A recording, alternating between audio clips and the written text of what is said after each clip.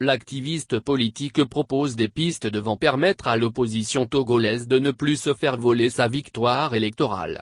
Selon lui, il faut poser les bonnes questions et leur trouver des réponses idoines afin de faciliter ou de provoquer l'alternance au sommet de l'État. Lisez plutôt. La redynamisation des forces démocratiques est le principal des soucis de tous les vrais démocrates aujourd'hui. En effet, comme d'habitude, le vainqueur, Abeyome Kodjo de la DMK, a été lâché par tous les partis politiques se réclamant de l'opposition démocratique, quand ils ne lui ont pas infligé un lynchage scandaleux, comme s'il avait commis un crime en écrasant le despote dans les urnes.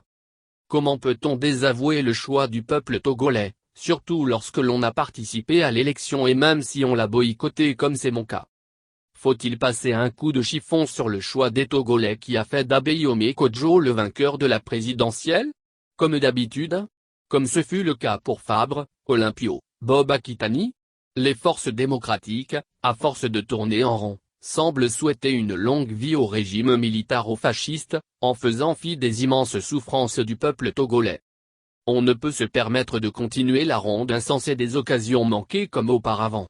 Il faut solder les comptes. Mais avec qui? Entre qui et qui? La question est d'autant plus cruciale aujourd'hui que, au sein de l'opposition démocratique, on ne sait plus qui est qui. Qui est encore dans la mouvance démocratique? Qui ne l'est plus? Certains l'ont-ils jamais été? Qui sont des taupes corrompus? Si des réponses claires ne sont pas trouvées, la lutte avortera encore. Comme le légendaire Sisyphe, devons-nous toujours pousser le rocher au sommet de la montagne et le laisser retomber sans essayer de l'y maintenir? L'homme intelligent, lorsqu'il rencontre un obstacle sur son parcours, essaie de le contourner. Combien de victoires électorales allons-nous abandonner aux tricheurs impénitents, aux ennemis de la démocratie? Le peuple souffre.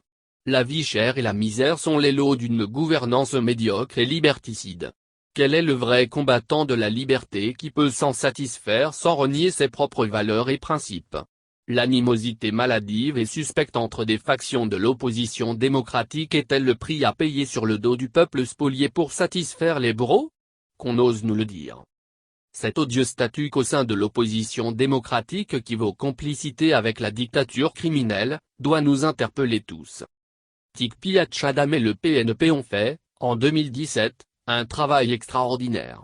La dictature du clan Gnassingbé a brutalement décapité l'état-major du Parti démocratique et poussé son leader en exil par des méthodes qui relèvent de la terreur. Cette même terreur a poussé Abeyome Kodjo en exil.